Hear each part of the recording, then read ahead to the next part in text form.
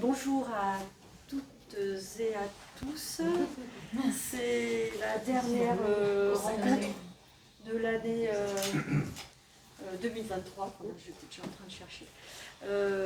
Donc c'est la dernière rencontre, mais bientôt vous aurez l'annonce du programme du premier semestre qui est déjà calé et qui est aussi assez diversifié, on va dire, comme ça, pour tous les goûts et pour tous les genres. Alors on va rester fidèle, comme vous le voyez, à Quarto et à Horace McCoy, mais pas que, puisque c'est la deuxième rencontre qu'on a organisée avec au départ Aude Cyrier, qui est déjà venue ici, la directrice éditoriale de la collection Quarto chez Gallimard, et que pour certains d'entre vous, vous aviez peut-être assisté à la rencontre du mois de septembre où Aude était avec Stéphanie Delestré, la directrice de la série Noire. Donc là, on avait plutôt vu un petit peu qu'est-ce que ça pouvait être le métier de directrice de collection, surtout des collections assez emblématiques. Voilà. Et donc Aude nous fait l'honneur et le plaisir de revenir, puisque au tout départ, nous avions convié pour cette deuxième rencontre qui était plutôt sur comment on fabrique un quarto de l'intérieur, en prenant appui sur le quarto de Horace McCoy, qu'a dirigé Benoît Tadier, que vous devez connaître encore plus, puisqu'il est déjà un intervenant assez régulier, on va dire, de la Bilipo, et que c'est un spécialiste du roman noir américain, et de bien d'autres choses, enfin, j'imagine. Voilà. Mais, amateur. Et donc nous devions avoir Dominique Jeannereau, qui aurait pu nous parler un petit peu en avant-première du travail qu'il mène, lui, l'équivalent du travail de Benoît, sur un futur quarto qui sortira plus tard l'année prochaine, et qui sera consacré au fameux tandem Boileau-Narcejac. Et comme ça fait assez longtemps qu'il n'y a pas eu grand-chose comme essai critique sur Boileau-Narcejac, c'était assez intéressant. Donc on avait réuni nos deux éditeurs scientifiques, comme on les appelle. Et Dominique est retenu, puisqu'il est professeur à l'université de Belfast, donc pour des raisons indépendantes de sa volonté, il ne pouvait pas être avec nous. Et Aude, aimablement, a donc pris la place de Dominique pour aujourd'hui. Et par contre, nous avons eu entre-temps Dominique Jeannereau, parce qu'on trouvait que c'était dommage aussi de jamais évoquer ce quarto, ce futur quarto. Et donc, on a calé une date très lointaine, dont vous entendrez parler plus tard, carrément, qui est le 22 juin 2024, puisqu'on suppose qu'il peut faire un déplacement à ce moment-là. C'est Dominique qui nous a en fait orientés sur ce créneau. Donc, on reparlera de Boileau-Narcejac plus tard. Voilà. Alors, on a déjà questionné un petit peu le cinéma, puisque en poursuivant, en faisant un espèce d'intermède sur ces deux rencontres, et on a un petit peu vu ce que pouvait être l'adaptation filmée de On achève bien les chevaux. Donc là, aujourd'hui, sur le quarto, donc je sais plus, McCoy, voilà. On voudrait un peu savoir les secrets de fabrication. Alors, j'ai pas réécouté l'intervention de septembre depuis assez longtemps. J'espère que je vais dire la même chose. Et il me semblait, Aude, en premier, que vous aviez dit que c'était un temps assez long de fabrication. Oui. Un quarto, du moment où il est validé par l'idée, le projet est validé par Antoine Gallimard, j'accorde gracieusement entre 12, 18 mois, quand voilà. Ça va bien, parfois un peu moins. Après, on essaie de grappiller un peu Après, plus. Voilà, Benoît essaie de grappiller un peu plus. Temps pendant lequel l'éditeur scientifique, ici Benoît Tadier, va procéder aux recherches nécessaires pour établir la vie de l'auteur, penser les préfaces, etc. Et en parallèle, alors parfois Tu traduis un peu aussi certains inédits, ou sinon on a quelqu'un qui nous aide à faire pour revoir les traductions, les révisant, puisque vous le savez, les traductions de la série noire des années 50, 60, et encore un peu après, étaient partielles parfois, un peu datées aussi, donc il y a ce travail-là de fond, un corpus quarto, c'est à peu près 1000, 1100 pages, 1200 pages de texte, donc ça prend du temps. Il faut trouver les bons principes pour réviser, voilà, certains termes qui sont désuets, donc on doit se mettre d'accord. La personne, le traducteur, je l'appelle traducteur, va revoir avec Benoît en fonction d'une certaine géographie, parce que les mots sont pas forcément les termes employés sont pas forcément les mêmes, ils vont se mettre d'accord sur tout un tas de détails. Voilà, donc il faut du temps aussi pour le faire, c'est pas des choses qu'on fait au pied levé.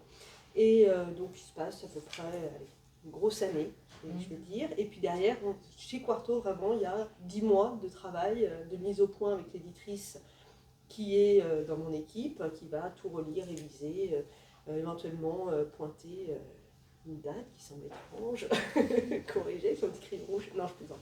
Mais voilà, de faire en sorte que le manuscrit soit mis au point, faire toute la recherche iconographique, parce qu'il y a beaucoup d'iconographie dans les quartos, avec des questions de droit, des autorisations à faire, c'est très compliqué, vous avez évoqué le cinéma, dès qu'on a affaire au studio de cinéma, c'est extrêmement compliqué, extrêmement onéreux, donc tout ça, ça prend du temps.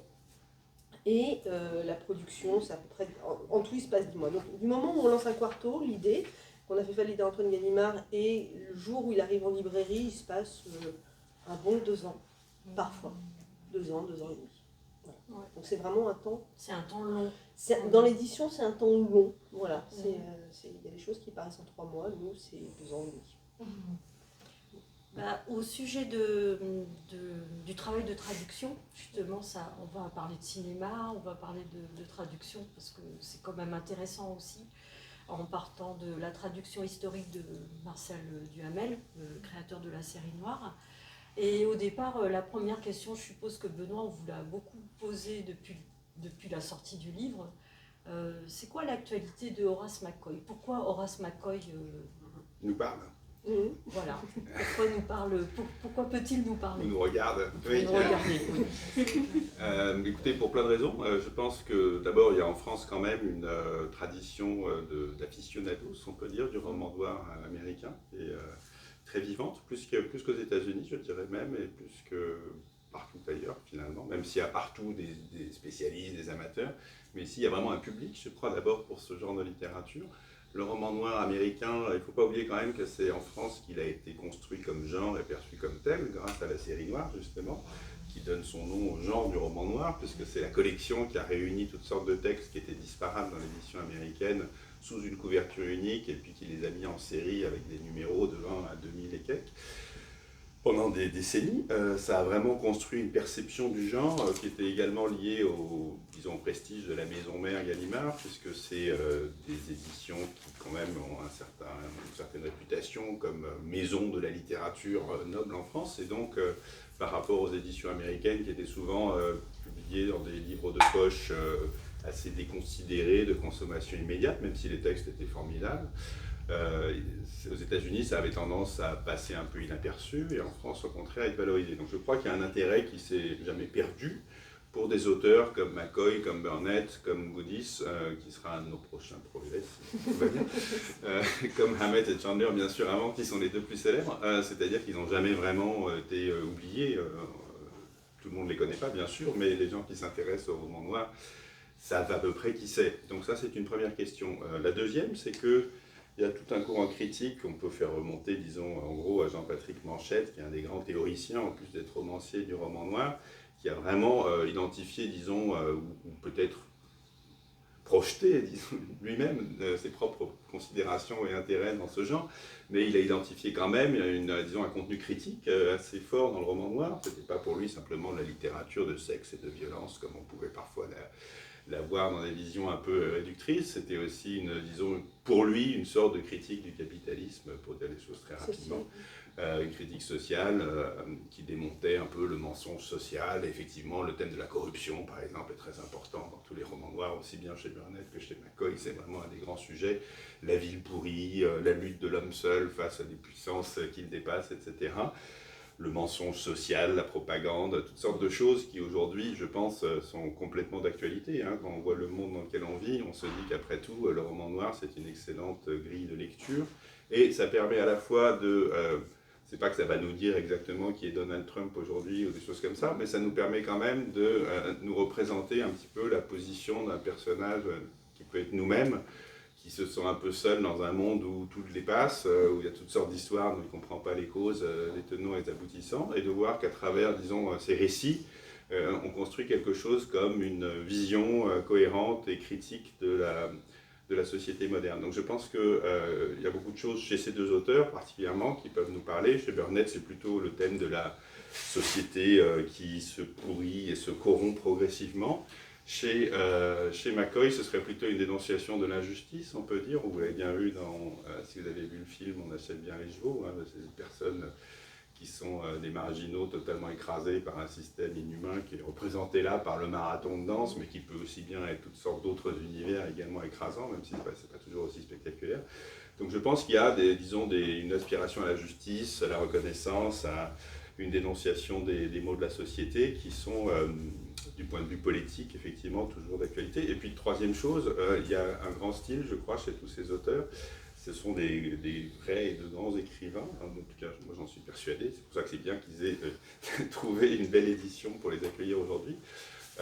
Et de ce point de vue-là, je pense que le fait de les retraduire, de débarrasser un petit peu, comme on l'a dit, les premières traductions de leur côté parfois un peu facile, qui peut se comprendre dans le contexte de l'époque pour attirer le lecteur. Alors on rajoutait de l'argot, on coupait les passages un peu trop intellectuels, entre guillemets, ou qui ne faisaient pas avancer l'action assez vite, disons. On coupait aussi certaines choses qui pouvaient paraître un peu progressistes sur le plan idéologique, parfois, parce qu'il fallait rester dans des limites un petit peu classiques du point de vue du Hamel.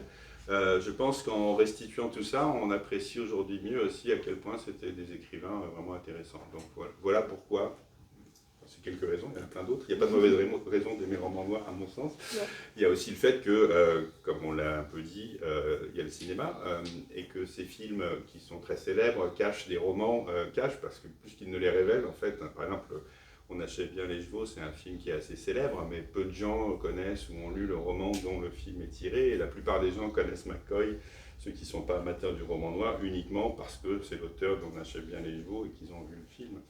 Donc je crois que... c'était pareil pour Burnett encore plus. La Ville d'Or, oui, exactement pareil, les gens connaissent le titre du film. Quand on leur dit Burnett, on reste comme ça, mais quand La Ville d'Or, oui, bien sûr. Enfin, et pas seulement, et Le Petit César, et High Sierra, et plein d'autres choses magnifiques. Donc je crois que c'est intéressant de voir que les romans ne sont pas juste des supports ou des histoires dont sont tirés des films, mais qu'ils ont vraiment une valeur en tant que telle qui est parfois égale ou même parfois supérieure à celle des films. Donc c'est vraiment, là aussi, je crois, très intéressant de pouvoir remettre ça en circulation. Mais de McCoy, on reparlera peut-être de son expérience avec le cinéma. Est-ce que lui, Hollywood, voilà, avec Hollywood, c'est aussi des auteurs qui ont eu des expériences d'écriture plus ou moins heureuses. Et lui, elle n'était pas terrible, on va dire. En effet. Mais parce que sur le travail parce que c'est Michel Bellano, donc pour le citer, qui est dans le Horace McCoy. En quoi ça consiste, puisque ça n'a pas été une retraduction intégrale? C'est quoi le travail précis qu'il a fait à partir de la traduction, les traductions historiques, on va dire, de Marcel Duhamel? Je sais, ça doit être concrètement, ça ressemble à quoi en fait? Ça ressemble à, je dirais qu'il reprend évidemment le texte original, il prend la traduction qui existe, il va les lire, il va les confronter, il va se rendre compte qu'il y a des passages qui manquent. Première chose, déjà très évident, puisqu'il fallait que ça tienne en 256 pages. Donc quand le roman faisait 300, on en savait 50 pour que ça rentre dans ce format. Donc déjà, c'est de restituer ça. Ensuite, c'est effectivement ce qu'on disait tout à l'heure avec Benoît, c'est de dépoussiérer aussi un argot peut-être qui n'est pas là. Donc c'est vraiment un travail, je dirais, de ligne à ligne, en fait, pour essayer de restituer en fonction aussi des niveaux de langage, parce qu'on l'a vu dans McCoy, il y a certains romans qui sont écrits à la troisième personne, et donc ils sont traduits au passé simple, on a restitué du passé simple, là où il y avait peut-être du passé composé qui avait une valeur un peu plus, comment dire, vernaculaire, c'est ça, un peu plus, le langage un peu plus commun, et que, parce que ça collait à ce qui se faisait à l'époque, ou là en l'occurrence pour certaines nouvelles traductions, parce qu'il y a, dans les inédits du coup il y a ces choix-là aussi qui sont à faire, c'est voilà, d'essayer de coller le plus possible à l'esprit du texte original. Donc c'est vraiment, en fait la révision c'est terrible et c'est assez ingrat parce que le traducteur, enfin le réviseur s'appuie sur le travail qui a déjà été fait. Donc c'est voilà, c'est un peu plus rapide qu'une nouvelle traduction, c'est difficile, mais c'est très difficile. Et on a en l'occurrence quelqu'un de très bon qui le fait, donc on arrive à restituer voilà, l'esprit du texte original, en fait, d'essayer de coller le plus possible à cet esprit-là. Et c'est très variable parce que, par exemple, dans McCoy, On achète bien les chevaux, c'est un roman assez bref, de même que J'aurais dû rester à la maison. C'est des romans qui avaient d'ailleurs été traduits dans la collection blanche et du monde entier et pas dans la série noire, parce qu'ils ne sont pas vraiment policiers, même s'ils sont violents, et s'il y a des morts et tout ce qu'on veut, pour ravir le lecteur. Mais, donc là, c'était des romans qui avaient été pas mal traduits. Et effectivement, il y avait juste un petit peu de... Comme c'était pas pour la série noire, ils n'avaient pas rajouté tout ce qu'on peut imaginer comme un argot des années 50 à la Simonin, etc., qui pourrait être un petit peu daté aujourd'hui. Et du coup, le travail a été assez facile. En fait, il y avait à peu près l'équivalent de 4-5 pages qui manquaient, ils ont mis bout à bout. Et c'était plutôt des phrases coupées ici et là. Et alors, ce qu'on a découvert, enfin ce que Michael a découvert notamment, c'est que Marcel Duhamel, dans par exemple On achète bien les chevaux, avait coupé des tas de petites choses qui avaient trait au corps féminin, par exemple à l'avortement, aux règles, à toutes sortes de trucs qui étaient un petit peu osés pour l'époque de ce point de vue-là, et qui, je ne sais pas si c'était lui, il était un peu plus dibon dans sa tête, quoique surréaliste avant, etc. Mais il avait coupé tout ça, et donc il avait quand même un petit peu émoussé la portée du texte, et notamment de tout ce que dit aussi le personnage féminin de Gloria, qui est un personnage extraordinaire dans ce roman, qui est vraiment... On dit souvent que le roman noir, c'est un truc macho, mais là, on a quand même un personnage féminin qui est un porte-parole de la condition féminine et de son oppression, qui est assez puissant. Et donc, il avait un petit peu raboté son discours. Donc, il y a des petites choses comme ça, qui sont petites mais importantes, qui ont été restituées. Et puis, dans d'autres cas, comme le grand roman de McCoy, qui est... Adieu la vie, adieu l'amour. Là, en revanche, c'était un roman assez long, et il avait été sombrement charcuté par Marcel Duhamel et un de ses co-traducteurs, qui s'appelait Max Roth, et ils avaient là coupé l'équivalent de 80 pages. Donc là, c'est carrément plus le même roman qu'on lit quand on a cette nouvelle version, parce qu'il en manquait beaucoup. Pour prendre un exemple, dans le recueil de Burnett, Quand la ville dort, pareil, c'est un roman qui est assez long, comme les 3 de la trilogie qui ouvrent le recueil. Et là, par exemple, le premier et le dernier chapitre avaient été coupés de la traduction française, qui quand même change beaucoup aussi de la perception, aussi bien le début que la fin. Alors, ce n'est pas des chapitres où il y a de l'action, c'est un peu un prologue, un épilogue, mais ça change quand même beaucoup. L'ambiance, le sens du roman. Et ça donne aussi des passages un petit peu panoramiques, où il y a une sorte de philosophie, de réflexion sur l'histoire qui produit entre ces deux pôles, qui disparaît totalement. On n'a plus que l'histoire, mais on n'a pas le contenu justement un peu de réflexion de l'auteur à travers certains personnages sur ce qui s'y passe. Donc on perd toute une dimension un petit peu plus intellectuelle, etc. Ce qui était d'ailleurs aussi l'optique de la série noire, qui était de faire vraiment l'action et l'action. Et donc voilà un peu ce qu'on a retrouvé, et je pense que c'est des choses très importantes pour le roman. Quand même. Et dans la composition, en fait, quand on choisit les textes, dans les sélections, là vous avez prononcé le mot inédit. Oui, du coup, qu'est-ce que vous avez découvert en fait? Quelles ont été les grosses surprises? Est-ce qu'on a des surprises? Oui. Oui, heureusement. Oui, heureusement. Alors, c'est aussi ça qui nous excite un petit peu, c'est quand il y a des inédits. Ça dépend en fait. corrige-moi, hein, mais McCoy a écrit un certain nombre de nouvelles, Oui. beaucoup plus que Burnett. Oui. Alors, on a un certain nombre de textes qui n'avaient jamais été traduits en français, qui sont inédits en français, ça veut dire qu'ils n'ont jamais été traduits. Et je crois qu'on en a un qui n'a jamais été publié nulle part. Donc véritablement inédit. Et ça, c'est grâce au formidable travail de Benoît, je dois avouer, qui consulte les fonds d'archives, parfois directement, parfois avec l'aide de quelqu'un sur place, puisque en l'occurrence pour les auteurs américains, c'est aux États-Unis, très logiquement. Et du coup, on essaye de voir ce qui est intéressant. Donc, parfois, c'est inédit, mais c'est pas intéressant. Donc voilà, il y a un gros travail, bien sûr. Alors on peut se dire, ah, c'est inédit, c'est formidable. Oui, mais si c'est pas bon, c'est pas bon. Il y a peut-être une raison. Et puis parfois, voilà, c'est vraiment ce travail-là sur les fonds, sur les archives, sur les lieux de publication aussi, parce que McCoy il a publié beaucoup, notamment dans Black Mask, donc toutes ces nouvelles d'aviation. Benoît a un petit penchant pour les nouvelles d'aviation. Excuse-moi, je le place comme ça. J'aurais dû me sortir. Les Rangers du ciel. C'est ça, les Rangers du ciel.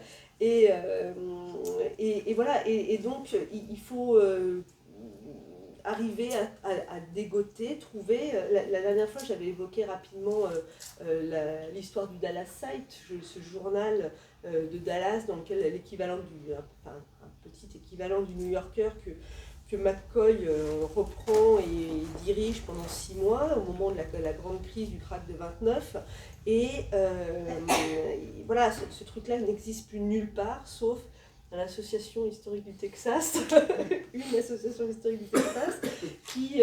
Où je l'ai retrouvé. Voilà, où je l'ai retrouvé, après avoir lancé... Voilà ce que c'est d'avoir des archivistes. C'est ça, les historiens sont terribles. Mais, donc ça a aussi une petite valeur d'inédit, ça n'a bien évidemment pas la saveur d'un roman inédit, mais c'est très intéressant. Mais c'est très intéressant. Parce qu'on trouve là, toute son histoire de directeur de cette revue et qui voulait vraiment comme une espèce de fer de lance de lutte contre la corruption à Dallas vers 1930, c'est finalement la base de son roman qui s'appelle « Un linceul n'a pas de poche », qui est l'histoire tragique d'un journaliste qui se bat contre les puissances de sa ville.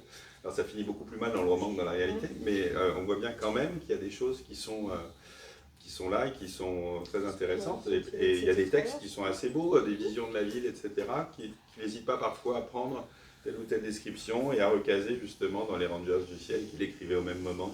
Il y avait 1930, il reprenait parfois certaines descriptions des quartiers mexicains de Dallas et puis s'en servait pour faire une description d'une ville au Mexique, où il n'était pas à l'époque du tout, dans ces histoires de Rangers. Donc c'est finalement assez intéressant de voir aussi tout ce qui circule entre ces articles de presse et ces romans. Mais pour revenir à cette question de ce qu'on trouve comme inédit, on a trouvé des tas de choses intéressantes. Pour Burnett en particulier, alors on a choisi 5 romans importants de la période, disons, de la maturité de Burnett, des années 50, notamment ce qui se centrait sur le thème de la grande ville corrompue, qui est vraiment une période de son œuvre, et puis à partir de Quand la ville dort, qui est un roman formidable, très célèbre pour le film, mais qui mérite d'être connu en tant que tel aussi. On a découvert, grâce à des spécialistes qui connaissent, notamment quelqu'un de formidable qui s'appelle David Wilson, qui est un autodidacte, mais qui avait autrefois interviewé Burnett juste avant qu'il ne meure et qui est devenu depuis un ami de son fils. On a réussi à établir le contact avec le fils de Burnett, qui nous a offert un texte justement inédit qu'il a écrit d'ailleurs pour l'occasion des souvenirs de son père, sur lequel on sait assez peu de choses en réalité, puisque ce sont des auteurs qui n'étaient pas comme Faulkner ou Hemingway scrutés par la critique, et donc on sait assez peu de choses de leur vie, on sait qu'il a travaillé longtemps à Hollywood, mais après qu'on essaie de faire une chronologie, on se retrouve avec des grands morceaux de blanc. Quoi. Et sa maison a brûlé en plus. Et sa maison a brûlé. Avec tous les documents et manuscrits. Dans un grand incendie dans les années 60. Ouais. Et donc grâce à son fils et grâce à David Wilson, on a réussi à reconstituer quand même une grande partie de la chronologie, ce qui est très précieux, puisque ça n'a jamais été fait ailleurs que là. Et donc on a ce texte inédit du fils, et on a aussi un truc qui est formidable, qui est un grand morceau du journal intime de Burnett, qui fait plus de 1000 pages. Qu'il a tenu à la fin de sa vie et pour lequel on a eu une sélection de 70-80 pages choisies par David Wilson, qui a choisi ce qui est le plus intéressant sur le plan littéraire, notamment c'est là qu'on voit bien ses goûts littéraires, et qu'on a traduite et mis là-dedans. Et ça permet de découvrir l'extraordinaire variété des goûts littéraires de Burnett Et connaissances. et connaissances. Et connaissances, Connaissait parce aussi qu'il a bien, une connaissance de la littérature oui. française, Oui. classique, incroyable. très impressionnant. Voilà. Ouais. Il dit Anatole France, Maupassant, il les connaît tous. Marcel C'est Aimé. Marcel Aimé. Ah ouais. Il rend même hommage à Marcel Aimé Ouais. dans l'un de ses romans, Oui, qui est le deuxième là. voilà, c'est pas ce qu'on attend, enfin, c'est Voilà. C'est pas ce qu'on imagine. c'est pas ce qu'on Voilà. imagine d'un auteur de polar qui écrit des scénarios pour Hollywood. Quoi. C'était un fan de forcément- Simon, Sidney Simon est un beaucoup plus grand écrivain que Raymond Chandler. Je pense que là c'est parce qu'il y avait un peu de rivalité. Il y avait un problème d'ego, non, entre les deux. Oui. Mais, alors il y a tout ça, et puis pour McCoy, ce qu'il y a de formidable par rapport à Burnett, c'est que dans les années 60, il y a un étudiant de UCLA, l'Université de Californie à Los Angeles, qui avait fait une thèse sur McCoy, qui n'a jamais réussi à publier, bien qu'elle soit formidable, qui n'existe qu'à l'état de manuscrit dans la bibliothèque de UCLA, et quelques autres. Le fait qu'elle n'ait jamais été publiée en dit long d'ailleurs sur le statut de ces écrivains aux États-Unis. En France, elle aurait été publiée 10 fois. Et il avait rassemblé donc les archives de McCoy, il avait rencontré les deux veuves d'ailleurs, puisqu'il était marié 2 fois de McCoy, il avait obtenu des tas de manuscrits pour faire son travail, de la correspondance, et il avait tout donné à un fonds de la bibliothèque de l'Université de Californie, grâce auquel on a pu avoir, nous, accès à toutes sortes d'inédits et de manuscrits. Alors c'était l'époque du Covid, et là je rends un grand hommage aux bibliothécaires, puisque la bibliothèque c'est le moment de le faire, mais comme vous ne pouvez pas y aller, d'ailleurs François Gallimard m'a financé un voyage là-bas, mais bon, on ne sait jamais. Mais de toute façon on ne pouvait pas parce que c'était fermé à cause du Covid, la question ne s'est pas posée.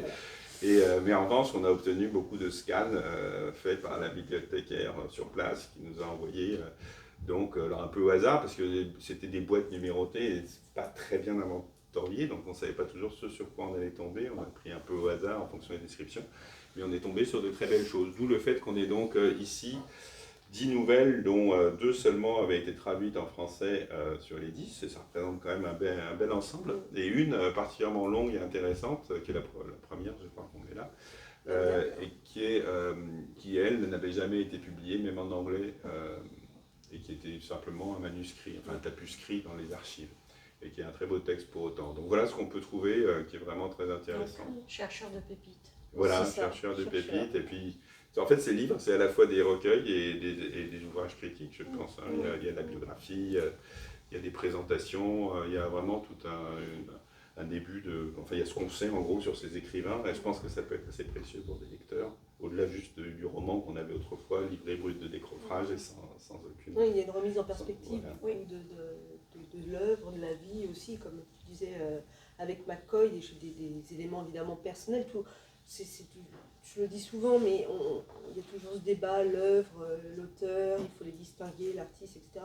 Non, en fait, on se rend vite compte quand même, en faisant les quartos, vraiment, c'est quand même, il y a toujours un lien, évidemment. Donc, et c'est très intéressant justement de remettre en perspective l'écriture d'un roman, d'un grand texte, de nouvelles, voilà, de comprendre aussi pourquoi il s'adonne aussi à la forme brève. Effectivement, il a cette base de journalisme, donc voilà, tout ça contribue à faire découvrir véritablement ces auteurs qui sont mal connus, mais qui méritent, bien sûr, ouais. Et qui méritent d'être traités comme n'importe quel auteur, c'est-à-dire avec le même intérêt pour leur vie, pour leurs brouillons, pour leurs textes, pour leurs inédits, pour tout ce qu'ils ont pu faire, pour leur lien intellectuel, pour leur goût, pour leur connaissance de la littérature et tout ce qui a pu les inspirer, enfin tout ce qu'on cherche en général quand on s'intéresse à des auteurs canoniques, mais pas quand on s'intéresse aux auteurs de romans policiers. Dans ces cas-là, je pense que ça mérite vraiment. Donc l'idée, c'est d'en faire des classiques et c'est de montrer qu'il y a vraiment des classiques du roman noir. En tout cas, là, j'ai plus le souvenir du volume McCoy parce que c'est celui que j'ai le plus regardé. Il y a presque dans tout ce qui est l'appareil critique, enfin les présentations, les introductions, il y a presque matière à faire un livre bis. Ah oui, bien en sûr, fait, hein. bien sûr. On apprend plein de choses, enfin, c'est très intéressant avant même de basculer dans le texte lui-même, quoi. Et donc vous n'envoyez jamais vos éditeurs enquêteurs à l'étranger? Ça arrive parfois. Si, en plus on en a envoyé un, mais c'est pas toi, alors du coup j'ose pas le dire. Ah bon? C'est pas tombé dans le non, en fait, c'est vrai tout est c'était question de temps, d'organisation. Si on arrive à trouver des gens sur place pour nous aider aussi, Oui. C'est plus facile. Et après l'expérience de chercheur, je sais aussi que quand on y va pour 15 jours, 3 semaines, on va voir un certain nombre de choses, mais on ne va pas tout voir non plus. Quand on arrive à trouver des spécialistes ou des spécialistes ou des bibliothécaires ou des gens qui gèrent les fonds d'archives et qui savent exactement, je pense à un auteur en particulier qu'on publiera l'année prochaine, où là c'est sa secrétaire qui a tout donné, du coup qui sait exactement où sont les choses, telle ou telle. Ça fait gagner un temps précieux. Moi, je suis pour faire tous les voyages du monde. Maintenant, Non, mais c'est vrai qu'il ne faut pas non plus, à l'heure du réchauffement climatique. c'est ça. On va redire ça. Et si on revenait au cinéma, parce que effectivement, même les couvertures des volumes Quarto, elles parlent d'elles-mêmes. Avec le cinéma. De même qu'on avait parlé en septembre avec Stéphanie Delestrée sur la republication au moins il y en a 3, mais elle ne va pas s'arrêter là, de titres dans la série noire en demi-format avec des couvertures noir et blanc de films. Alors, qu'est-ce qui lui est arrivé c'est quoi Horace McCoy, son rapport au cinéma à Hollywood? En fait, c'est une histoire assez intéressante qui est très différente de celle de Burnett. Donc je peux peut-être parler une minute de Burnett pour voir en quoi est différent McCoy. Pour Burnett, lui, il est allé en Californie en vacances quand il a gagné beaucoup d'argent de manière assez imprévue et imprévisible avec son roman Le Petit César, qui a été un énorme succès. Il avait à peine 30 ans et donc il est parti en Californie quelques mois. Et là, entre-temps, les droits du roman avaient été achetés par Jack Warner.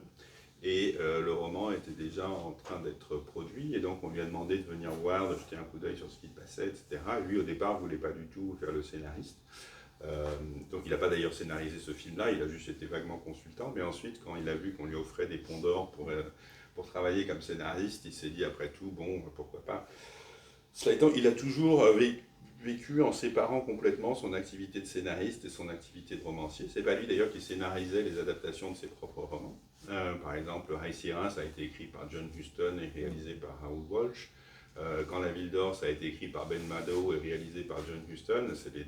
Avec Le Petit César, c'est les 3 films les plus célèbres tirés de ses romans. Mais lui, il a écrit donc des films très importants aussi. À côté de ça, c'était un excellent scénariste, puisque finalement, tout son art de romancier, même s'il le séparait, est quand même fondé sur l'action et le dialogue. Il coupait lui-même, disait-il, les descriptions ennuyeuses. Il voulait vraiment faire quelque chose de moderne, qui soit fondé sur l'américain parlé de son temps. Et il avait un très grand talent d'inventeur d'histoire, je trouve. C'est absolument fabuleux. Il a inventé des formes de scénarios, justement, qui ont donné de véritables genres. Le film de gangster. High Sierra, c'est l'histoire du gangster qui s'évade et qui tente un dernier coup avec des gens qui sont plus à sa hauteur. Quand la Ville d'Or, c'est le film de Casse, c'est le premier grand roman où on voit un assemblage de gangsters assez mal assortis mais tous brillants se lancer dans une affaire qui finalement va capoter à cause de leur tension interne, ce qui est un scénario qui ne cesse pas d'être pompé à l'infini jusqu'à aujourd'hui dans les séries, etc. Donc il a inventé toutes ces choses-là. Et il a eu donc beaucoup de succès comme scénariste, il était très demandé, il a même écrit à la fin des films comme La Grande Évasion avec The Judge Sturgis, avec Steve McQueen, des films très célèbres comme ça. Pour McCoy, donc il était bien payé, il a bien vécu, il était heureux, il écrivait 2 romans par an et un scénario ou 2, et voilà. Et McCoy, c'était tout le contraire, parce que lui, il est allé à Hollywood avec l'idée de devenir acteur. En pleine crise, il a tout plaqué alors qu'il vivait à Dallas, et il est parti, et c'était un assez bon acteur de théâtre, il avait joué dans du théâtre expérimental à Dallas, mais je pense que quand il est arrivé à Hollywood, il a fait un screen test, comme on dit, un test de casting, et ça s'est très mal passé, il a été rejeté. Alors je me demande si c'est pas parce qu'il avait un accent du Texas, qui était un peu trop... qui n'était pas dans la norme de l'époque, parce que dans son roman J'aurais dû rester à la maison, c'est ce qui arrive à son personnage. Donc comme il est souvent assez autobiographique, je pense que c'est peut-être ce qui a pu lui arriver. Je veux dire, ça a foiré complètement, il s'est retrouvé pendant 2 ans, et c'était les pires années de la crise, 31-32, à bouffer de la vache enragée, à dormir dehors, il dormait dans des voitures dans la rue, enfin, hébergé de temps en temps par ses amis.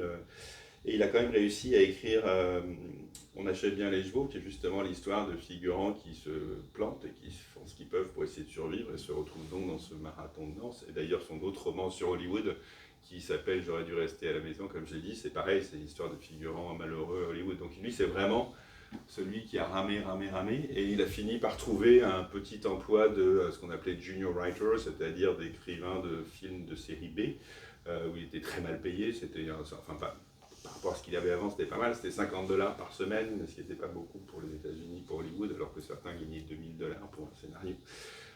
Et petit à petit, donc, il est arrivé à travailler sur des films un peu plus importants, même parfois assez connus, comme Gentleman Jim de Raoul Walsh, qui est un film sur la boxe assez célèbre, ou comme à la fin de sa vie aussi Les Indomptables, je crois que c'est comme ça que ça s'appelle, The Lusty Man de Nicolas Ray, qui est un beau film sur le rodéo.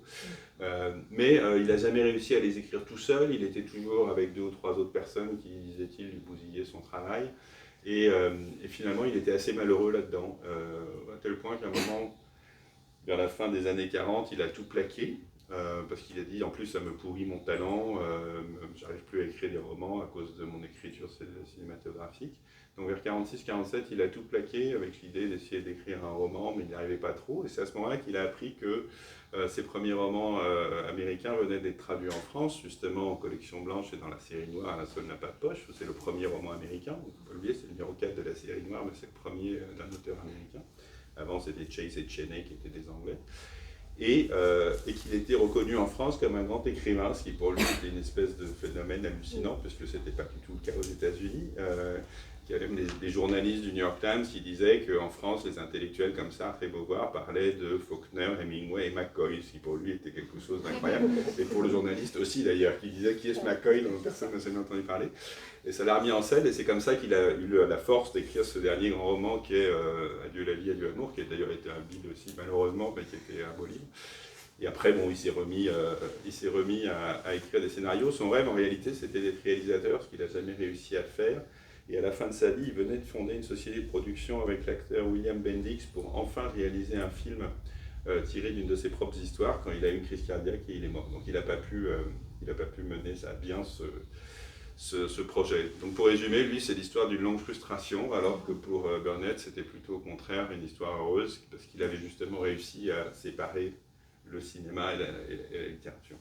Mais en fait, McCoy, donc ça je l'ai vu dans le volume, il me semble, même la critique, alors là je parle plutôt de la critique littéraire aux États-Unis, On achète bien le chevaux a eu un succès critique, enfin un certain succès, c'était peut-être son plus gros succès d'ailleurs. Oui, son seul même en réalité. Ou son seul succès, voilà. Mais finalement, il n'a pas été beaucoup soutenu non plus en tant qu'auteur, indépendamment de ses mésaventures au cinéma, on va dire.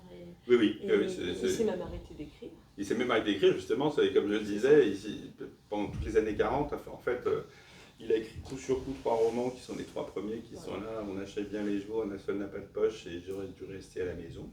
Alors, On achète bien les chevaux, ça a été un succès, mais épisodique et lié plutôt au contexte de la crise. On a dit enfin quelqu'un qui nous parle de la crise et qui nous montre ce que c'est de l'intérieur, donc ça a tenu comme ça. En même temps, un bouquin sur la crise, c'est pas ce qui vend à des milliers d'exemplaires en général, parce que ça déprime tout le monde, et c'est plutôt en réalité à l'époque de la crise des romans de fantasy ou des happy end et tout. Et il a été d'ailleurs assez malheureux dans ses nouvelles, parce qu'à chaque fois qu'il écrivait de très belles nouvelles, hein, c'était vraiment un grand écrivain, mais il n'arrivait jamais à les placer, parce que les éditeurs lui disaient c'est trop triste, c'est trop sinistre, c'est trop noir, on n'en veut pas, refaites-nous la fin. Alors 1 ou 2 fois, il a refait la fin sous pratiquement le canon du pistolet de l'agent littéraire qui lui disait si vous ne refaites pas la fin, je ne m'occupe plus de vous.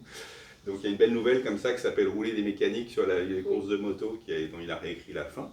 Le 3e roman, J'aurais dû rester à la maison, il a réécrit la fin. Voilà, pour avoir une fin un peu moins sinistre, elle est quand même pas gaie.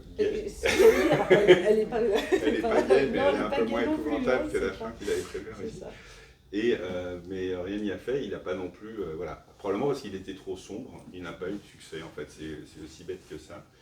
Et à force de ne pas avoir de succès avec ses 3 premiers romans, il a décidé d'arrêter, donc en 38 jusqu'en 48, il n'a plus écrit un seul bouquin, jusqu'à ce qu'il y ait effectivement ce succès français qui le réveille et le tire de sa torpeur. Mais c'était aussi une personnalité qui ne faisait pas beaucoup de concessions. Enfin là, il a réécrit quelques fins parce qu'il était un petit peu obligé, j'imagine, pour manger. Voilà. Mais c'est quelqu'un qui est assez...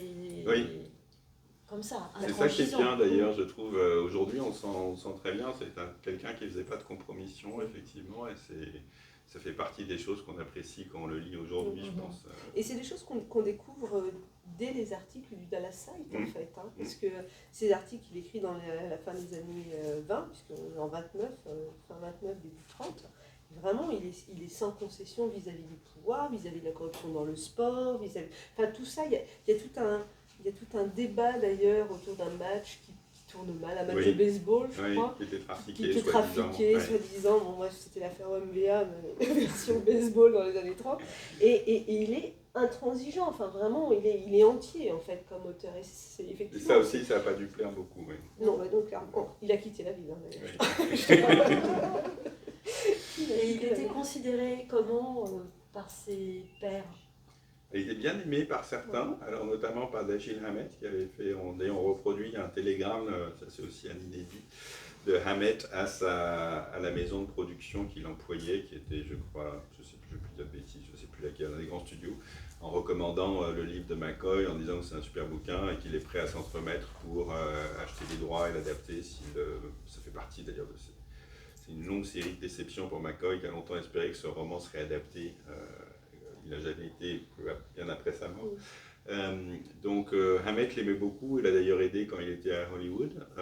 Et je sais que Burnett, il en parle aussi d'ailleurs un peu dans son journal. C'est un de ses rares amis à Hollywood, puisqu'ils travaillaient pour les mêmes studios, ils ont même travaillé ensemble sur certains scénarios.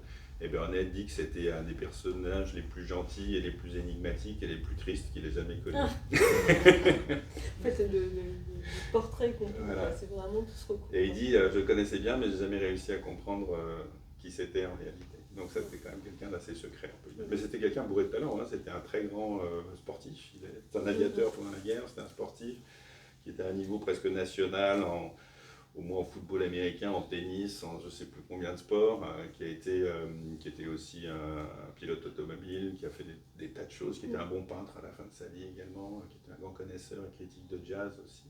Donc il avait beaucoup de talent, mais en même temps il était complètement secret et isolé, j'ai l'impression. Et parle-nous un petit peu des Rangers du ciel. Oui, alors ça c'est très, très intéressant, c'est une série de nouvelles qu'il a écrite pour Black Mask, donc la grande revue pulp où est né le roman noir américain, celle où ont écrit Hammett et Chandler justement.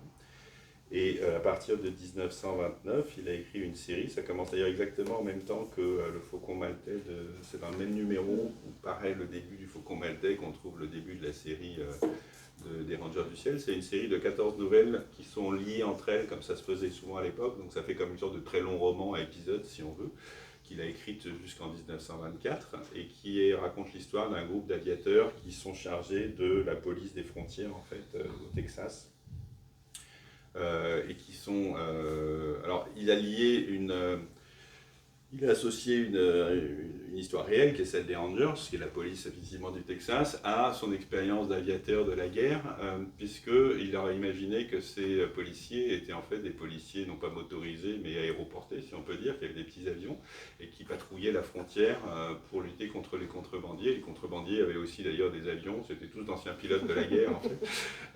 Il y a donc toutes sortes de combats aériens, etc., qui se passent entre les policiers américains du Texas et puis leurs adversaires mexicains, mais qui souvent d'ailleurs ne sont pas que des Mexicains, mais d'anciens francs-tireurs de l'armée qui peuvent être américains ou allemands ou autres, et puis qui essaient de... Alors ça se passe beaucoup au Mexique et en Amérique latine, où ces types-là fomentent des révolutions, etc. Ça ressemble beaucoup à ce qu'on connaît d'ailleurs ensuite dans l'histoire de l'Amérique latine. Il y a aussi toutes sortes d'histoires de trafic de drogue et autres, et d'armes, qui là encore préfigurent toutes les histoires de la frontière américano-mexicaine qu'on retrouve chez des gens comme... C'est pas daté du tout. Non, c'est comme Don Winslow, Cartel, toutes ces choses-là, 100 ans avant. C'est vraiment très intéressant, c'est même le début de ça, je pense. Et ce qui est passionnant de mon point de vue, je trouve, c'est la manière dont il écrit les combats aériens. Je reviens à mes histoires d'avion, parce qu'on voit bien qu'à travers ces histoires fantasmées de guerre au Mexique, il reprend finalement toute son expérience d'aviateur de la guerre 10 ans après, où il avait piloté justement au-dessus des lignes Verdun et compagnie pendant la Première Guerre mondiale, vu des choses terribles. Lui-même était blessé d'ailleurs. Une fois, son avion avait été abattu et il en a été réchappé, mais enfin, il a été blessé, décoré de la Croix de guerre, etc. Donc je pense qu'à travers ça, il donne aussi vraiment une idée de ce que ça pouvait être que l'expérience d'un aviateur de la Première Guerre mondiale, et c'est ça qui est formidable en fait, c'est ce qu'il y a de mieux dans ces nouvelles. Donc ils font un assez gros volume, hein, il y en a pour 800 pages. Oui, 800 pages en série noire. Voilà, et on voit bien comment ça évolue aussi. Au début, c'est un petit peu stéréotypé. Petit à petit, ça devient de plus en plus intéressant parce que les personnages gagnent de moins en moins. Il y a une sorte d'échec permanent, même quand ils réussissent, il y a toujours du vague à l'âme, etc. Jusqu'à la dernière nouvelle où on voit que le héros en a complètement marre en fait de faire ce truc. Et c'était l'époque où d'ailleurs il était déjà en train d'écrire On achète bien les chevaux, et on voit bien comment il y a une sorte de déprime qui s'installe, qui contamine l'un et l'autre. Ouais. Donc c'est un beau livre vraiment. Ouais.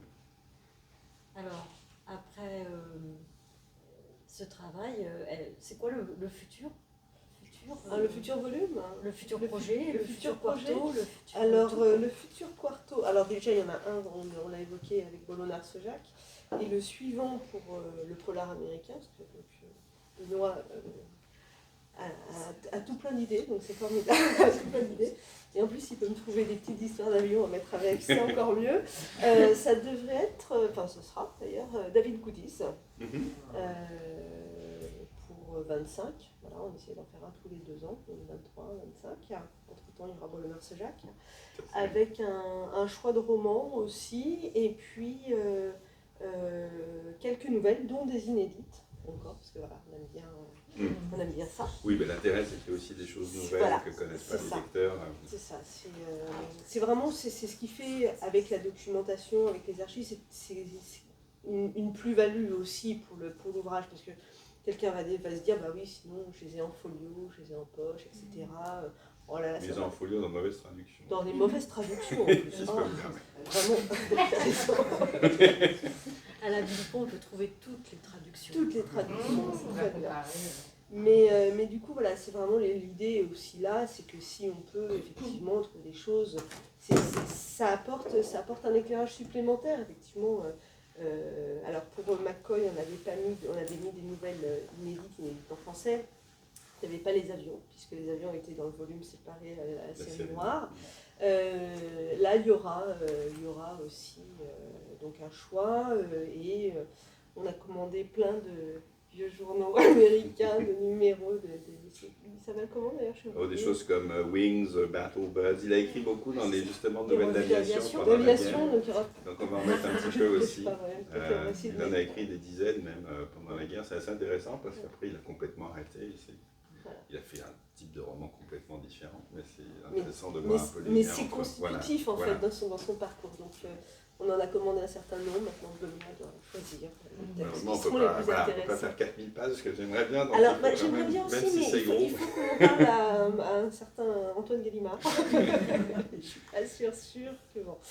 Voilà, donc l'idée elle est vraiment là, c'est d'arriver à composer comme chaque fois. Après, c'est ce qu'on disait la dernière fois avec Stéphanie Lestrée, c'est que par exemple pour Burnett, Le Petit César et Goodbye Chicago, qui est son dernier roman, ont eux reparu en série noire. McCoy, Les Rangers du Ciel, voilà, on travaille toujours ensemble de façon à se répartir aussi un peu la matière. Alors bien sûr, c'est pas au détriment de Quarto, c'est-à-dire qu'on ne met pas les titres phares en série noire, et on essaie vraiment de réfléchir à un corpus qui soit cohérent, qui soit homogène, avec tel ou tel aspect qu'on va mettre en avant un petit peu à chaque fois. Je le dis toujours, mais ce sont des portes d'entrée dans une œuvre. Donc voilà, on essaye d'équilibrer et de travailler de façon intelligente dans cette grande maison qui accueille en fait une grande partie de la littérature. Et le choix initial, par exemple, des auteurs oui, par exemple, d'où est venue l'étincelle Horace McCoy? Pourquoi Bollon-Narcejac bientôt? Pourquoi David Goodies? Qui a la première petite lueur Burnett, la première, c'est Stéphanie, moi qui m'en a parlé. Stéphanie Delestrée, qui justement voulait reprendre certains titres en série noire. De là a commencé, pour nous en tout cas, cette collaboration autour de Quarto. Et en fait, on a une liste longue comme un demi-bras d'auteurs qu'on voudrait faire. Mais voilà, ça prend du temps, donc on les fait les uns après les autres. Benoît est très force de proposition. C'est un peu trop. Non, après, je je l'ai dit à la dernière fois, moi j'arrive du monde universitaire de la recherche en histoire médiévale. Très clairement, le polar américain, c'est pas ma spécialité. Hein. Je ne la revendique pas comme telle. Ils sont en train de le devenir. Non, voilà, je deviens amatrice. Mais, et j'ai besoin aussi, pour quel que soit le type d'auteur ou de projet que je porte, je m'en réfère aux spécialistes. Et Benoît en est un excellent du polar américain. Donc, il a une très grande connaissance des auteurs, de leur vie, de leur place dans l'histoire littéraire. Ça me paraît logique, en fait. Voilà, je l'écoute beaucoup. Après, quand il faudrait mettre 500 pages de nouvelles inédites sur les avions, je dis bon, ça va pas être possible, mais sinon, voilà, c'est vraiment Après, ça se fait assez naturellement, voilà, quand on a fait McCoy, on dit tiens, derrière il y a un Goodies, ça aurait pu être un autre, mais il y en a d'autres, parce qu'en fait, c'est aussi ça notre vocation, que ce soit Quarto ou la série noire, c'est d'entretenir un fonds patrimonial de la maison. C'est dès la fin des années 40, la série noire, c'est ça 45. 45, voilà. La série noire a constitué ce catalogue d'auteurs et c'est aussi notre travail de l'entretenir.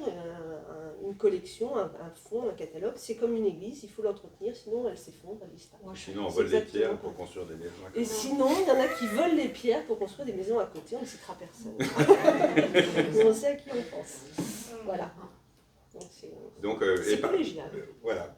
Et puis par ailleurs, c'est aussi des auteurs, à mon avis, qui sont vraiment importants, ceux-là, enfin, et puis avant, bien sûr, Chester Himes, ceux qui ont déjà été faits, Ahmed Chandler, c'est tous des grands inventeurs de quelque chose dans le roman noir. C'est pas des suiveurs et c'est pas des fabricants à la chaîne, c'est vraiment des gens qui sont très originaux et qui ont inventé de nouvelles possibilités de romans noirs, je pense. Enfin, Ahmed, il a carrément inventé le genre tout seul.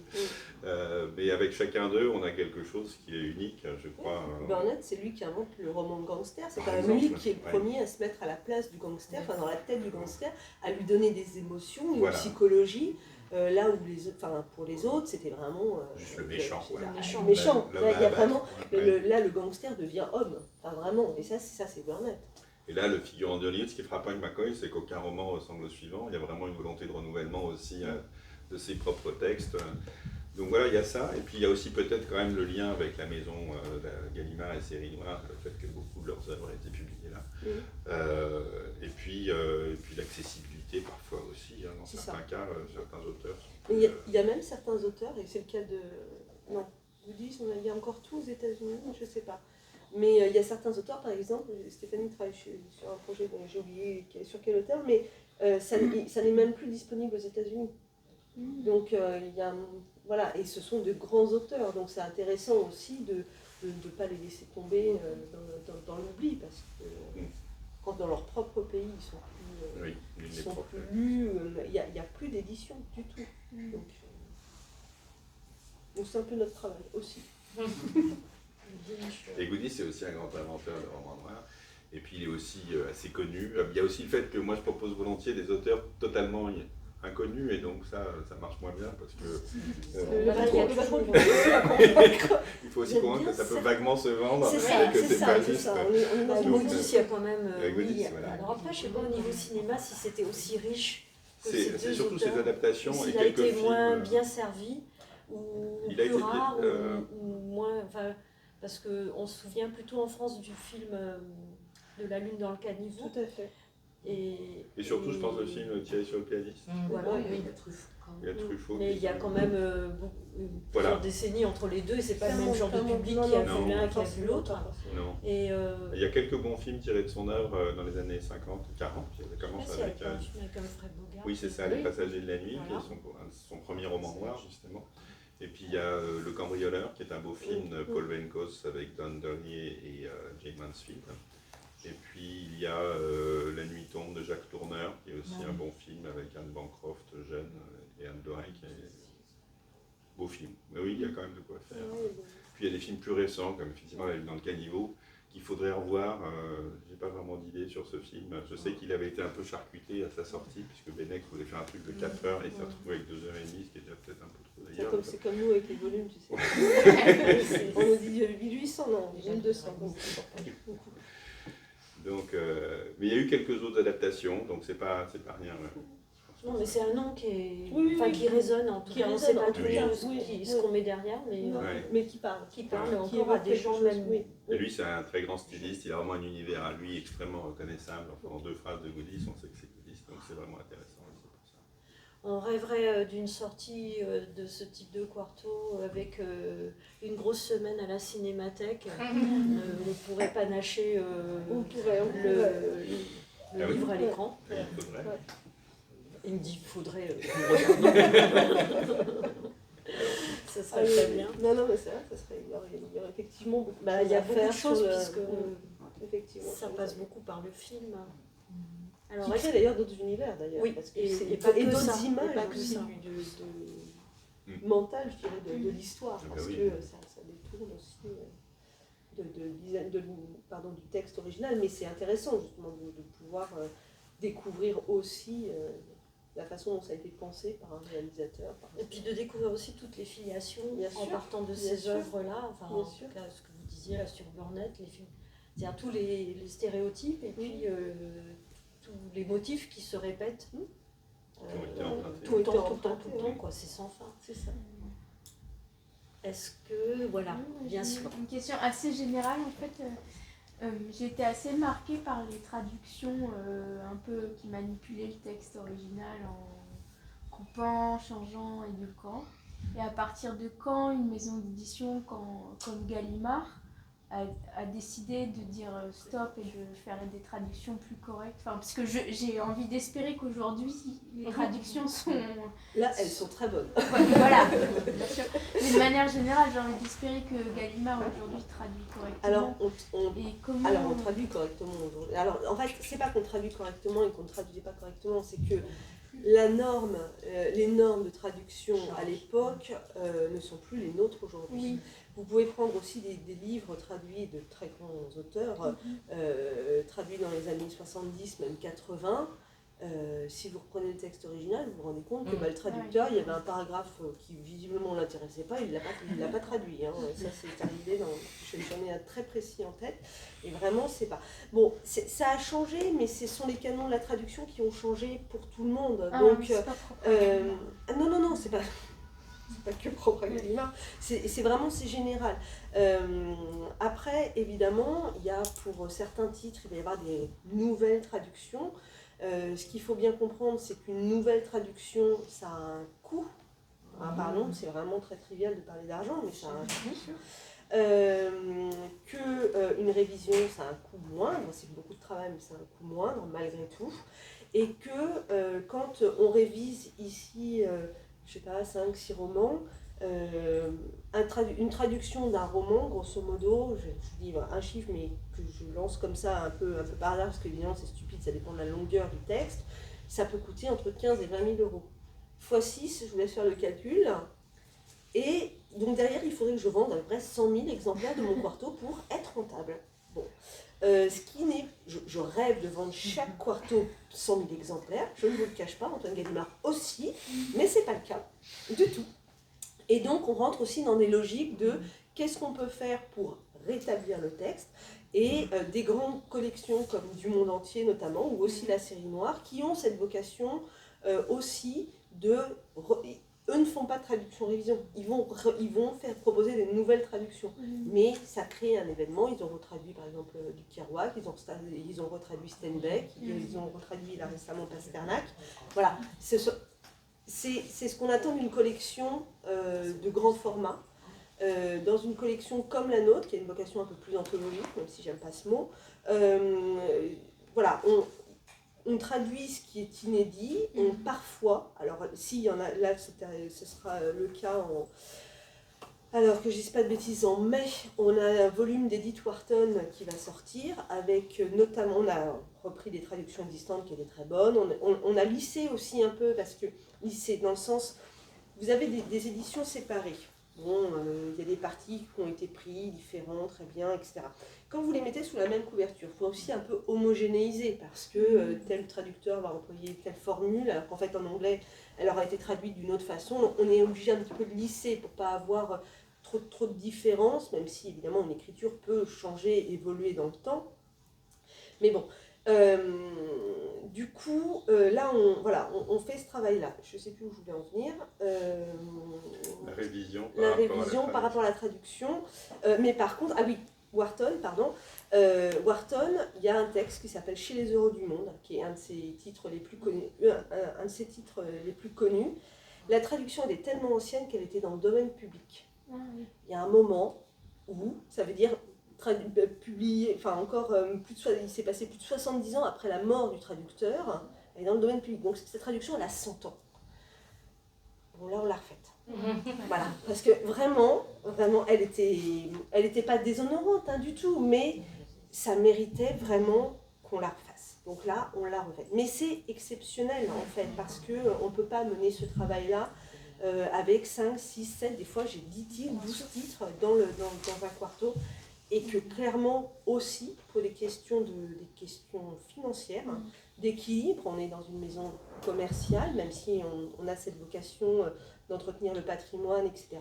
Malgré tout, on a ces contraintes-là, et qu'on essaye toujours de faire la part des choses entre ce qui est absolument indispensable, ce qu'on peut faire sans aller jusqu'à une retraduction complète. C'est des arbitrages qui sont faits en fonction de chaque livre, en fait. Pour poursuivre dans la trivialité, est-ce que lorsqu'existe encore des éditions de poche, des titres que vous reprenez en quarto, oui, vous les rééditez avec la traduction révisée ou refaite? Alors, normalement, en tout cas, c'est négocié comme ça avec l'agent. Quand je négocie et avec les traducteurs aussi, donc on reprend les traductions qu'on fait réviser, ils sont avertis que quand il y aura une réédition du titre en poche, elle doit, normalement, c'est cette nouvelle traduction qui doit être faite. Maintenant, moi j'arrive avec un livre où il y a 6, 7, 8 titres, et que derrière Folio, parce que c'est Folio chez nous, en tout cas le département poche, ne peut pas republier 8 titres de Burnett dans la foulée. Qui circulent toujours pour les gens qui n'ont pas les moyens de s'acheter. Alors c'est changé au fur et à mesure, mais c'est pas d'emblée en fait. Pour des questions de programmation aussi, parce que ça pourrait être l'année Burnett, mais il n'y a pas que Quarto qui alimente Folio, donc clairement il y a aussi... mais c'est en tout cas, la démarche est là. Maintenant, c'est pas forcément systématique toujours. C'est vrai pour la Pléiade, j'imagine aussi. C'est la même chose, c'est pareil. Pour revenir sur cette question de traduction, finalement, qui a l'air d'intéresser tout le monde. Dans votre discours, il y a les bonnes traductions, il y a celles qui le sont moins, et puis il y a les mauvaises. Quand vous révisez cette traduction, chaque écrivain a un style, chaque traducteur a un style. Tout à fait. Quand vous faites c'est curiosité de ma part, quand vous faites un prologue ou une suite, ou que vous introduisez, vous remplacez, vous ajoutez des paragraphes, etc. À ce moment-là, vous êtes bien obligé de faire un pastiche de la traduction existante. Alors, moi, je vois ce que vous voulez dire. À vrai dire, c'est pas simplement ça. Moi, quand j'ai révisé, par exemple, il y avait 12 des 14 nouvelles des Rangers du ciel qui avaient été traduites. Et donc 2, je les ai entièrement traduites, elles n'avaient jamais été traduites en français. Et les autres, je les ai révisées, c'était une traductrice qui a beaucoup sévi dans la série noire d'ailleurs, qui s'appelait France-Marie Watkins, et qui avait une tendance à... pas seulement couper quand ça nous ennuyait, etc. Parce qu'à la limite, ça c'est le plus facile, on voit où ça s'arrête, où ça reprend, et on traduit comme on peut. Mais aussi à faire absolument ce qu'elle voulait avec les phrases de l'auteur, et notamment les découper ou pas au même endroit, transformer du passif en actif, des tas de trucs comme ça qui n'étaient pas... C'est le travail du traducteur. Oui, c'est le travail du traducteur. Et alors, c'est un travail qu'elle avait... imaginé dans les années 50-60 comme étant, je suppose, entièrement axé finalement sur ce qu'allait lire un lecteur français et qui allait passer le mieux, mais qui était au mépris total de la structure syntaxique américaine d'origine. Et je pense qu'aujourd'hui, on a justement changé, au-delà des coupes et des machins et des trucs, il y a aussi le respect de la forme et de la syntaxe qui est beaucoup plus, à mon avis, important aujourd'hui qu'autrefois. Et donc, c'était pas simplement pour moi une question d'enlever les mots d'argot vieillis et les remplacer par des mots, ce que j'ai souvent fait en général. Et puis des tas de tout le vocabulaire racial qui est totalement passé, enfin tout ce que vous pouvez imaginer. Mais en plus, il fallait aussi reconstruire souvent la structure des phrases. Donc en gros, c'est pire que de traduire parfois. Parfois, c'est pire. Mais pourtant, c'est Mais- Donc, moins vous cher. n'avez alors, jamais c'était été moins cher. tenté de faire un pastiche? Non, j'ai plutôt essayé d'enlever de ce qui chez elle me semblait être un pastiche de la série noire des années 50 et d'essayer de reconstruire un texte beaucoup plus neutre, si vous voulez. Donc en gros, c'est plutôt écrire son texte à elle selon mes canons que essayer de traduire moi ce qui manquait selon sa forme à elle. Si vous voulez. Et ce qui va être aussi assez amusant, c'est avec Goodies. Parce qu'avec Goodies, vous avez effectivement les traductions de la série noire, vous avez tout le travail qui a été fait Chez Rivage. chez Rivage, et vous avez le travail qui a été fait par Le Masque. Oui, tout à fait. Et qui est en Donc fait là, la vous allez reprise de avoir Rivage. des strates de révision, parce que personne n'a pris la Alors- peine, sauf Rivage, de De retraduire retraduire. véritablement. Donc là, et en même temps, bon... Alors ce qu'on va faire, c'est justement, pour rentrer un peu dans la cuisine intérieure, c'est d'abord reprendre tous les romans qui n'ont pas été repris ni chez Rivage, ni chez D'accord, Goodies. ça sera Donc, plus ça simple. va être 8 sur 10, je pense. Et c'est pour ça, d'ailleurs, c'est important, parce que les autres ont quand même... Oui. Et puis quand les traductions sont récentes et complètes, l'idée, ça va être de les reprendre telles quelles, c'est pas de les... Non, On ne va pas réviser une bonne traduction Voilà, c'est récente. ça. On va juste Ça n'a pas de sens. là, il s'agit juste de la négocier, je suppose, ou de la Oui, je racheter. négocie. Enfin, ça, C'est je vrai rentre que pas dans ça ces peut être trucs. des frappes de traduction Bien sûr, approximative, bien sûr, tronquée, bien etc. sûr. Et là, Non, mais là, dans ces cas-là, on se dit qu'il faut repartir à la source. Oui, c'est ça. Mhm. Mais ce qu'on fait, hein, c'est-à-dire la révision, de toute façon, on se fait évidemment à partir de l'original. C'est comme ça aussi que, effectivement, on détecte une syntaxe qui ne ressemble pas du tout. Même du coup, ça crée le rythme de la phrase, de l'histoire. Enfin, si vous changez la syntaxe de la ponctuation, enfin, c'est plus le même texte, c'est plus les mêmes. Donc, mais on repart toujours de l'original, des éditions. Je dirais un peu canonique, en fait, de référence, souvent la Library of America, mais pas que, parce que tous les auteurs ne sont pas forcément dans cette collection-là, mais en tout cas des versions qui nous semblent être les plus valables, celles validées par les auteurs de leur vivant, voilà, qui soient les plus... Et autre question, est-ce que Horace McCoy a été en relation directe avec Marcel Duhamel à un moment ou à un Oui, autre? il est même venu à Paris. C'est ça, il me semblait. Oui, mais je il pense- raconte. Alors malheureusement, les mémoires de Duhamel sont exaspérantes parce Ah que oui, il parle pas de ça. il y a 40 pages sur la série noire et 400 sur sa jeunesse dans le mouvement surréaliste. Et puis en plus, il se trompe complètement. Il dit ah oui, mais c'était pas McCoy, c'était Charles Williams. Alors peut-être que c'était McCoy, je sais plus. Et donc il raconte une scène assez extraordinaire avec McCoy dans un restaurant où il dit qu'un mafieux américain s'est assis à côté d'eux et a commencé à parler à McCoy, qu'il a ignoré totalement. Et après, quand le type est parti, Duhamel lui a demandé pourquoi. Il dit parce que c'est un mafieux et je parle pas à ce genre de gens. Et il a dit voilà l'exemple de la grandeur de McCoy. Et puis ensuite, il dit mais en fait, non, c'était Charles Williams. Enfin, je sais plus. Donc ça donne des choses un peu compliquées. Oui, mais il est venu à Paris justement quand il a eu ce moment de gloire. Il en a profité et il avait un peu d'argent. Il a passé un séjour parisien. C'est là qu'il a rencontré aussi les intellectuels français, Ouais, Sartre-Beauvoir. Sartre-Beauvoir et compagnie. Et aussi Claude Aymon de Mailly, en particulier, Oui, ah oui. qui a fait son livre sur l'âge du roman américain. Et elle en parle même dans ses travaux. Je ne sais pas si elle en parle dans ce livre, mais elle le connaissait, puisque justement, il y a une des journalistes qui ont rapporté ce succès de McCoy à un public américain incrédule, qui dit qu'elle a rencontré Claude Aymon de Mailly, qui lui a dit qui est Horace McCoy, parlez-moi de McCoy, et elle n'en savait absolument rien, elle ne le connaissait pas du tout. Et donc, mais elle raconte ça, donc c'est qu'elle elle le connaissait. D'autres questions? Quel est le tirage D'un quarto? Oui. En moyenne, 6000 exemplaires. Mais après, toujours, hein, on est dans une collection de fonds, donc c'est-à-dire que c'est des titres qu'on réimprime dès que le stock est trop bas. Burnett, on a écoulé le premier tirage la première année, c'était incroyable. McCoy, il a un peu plus de mal, mais pourtant, mais oui, non, mais c'est vraiment le pauvre. Mais non, voilà, c'est un tirage moyen, c'est-à-dire qu'on essaye, d'être au plus juste toujours, mais c'est